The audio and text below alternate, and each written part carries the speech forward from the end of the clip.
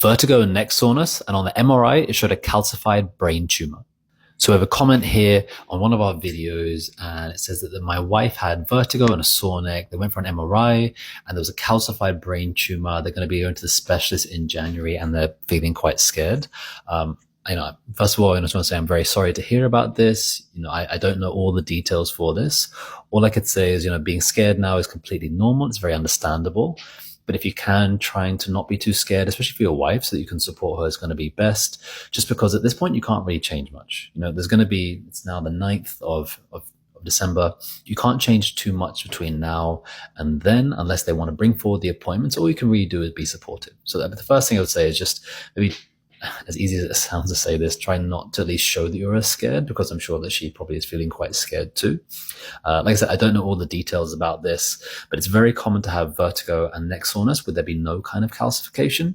One thing to note as well is that these kinds of calcifications in the brain, first of all, they can be very different reasons, very different sizes. They can be meningiomas, there can be lots of different causes, but they're not always going to be dangerous. And they may not even always be linked to the symptoms that you just mentioned, because it depends where the growth is and where they find it.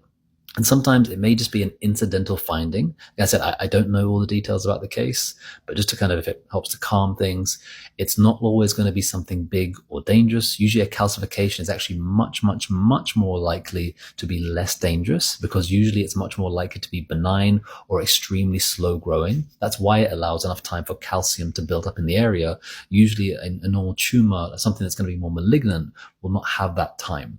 But if it's had that much time, it's probably been there for a very, very long time. So like I said, I don't know all the details about the case, about the symptoms, about the growth, but typically these kinds of things are going to be more likely to be less dangerous.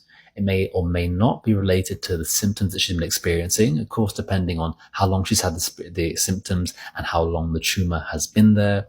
All I'd say is, at least during this time, try and enjoy the end of the year, whether you're celebrating Christmas, New Year's, whatever you would be doing, but just maybe spend some time with your wife, try and keep things peaceful, maybe not show that you're scared too much, just so you can support her as best as possible. If you have any other questions about this or anything else related to this, please feel free to put them into the comments, or you can send me a message and I can always reply privately as well.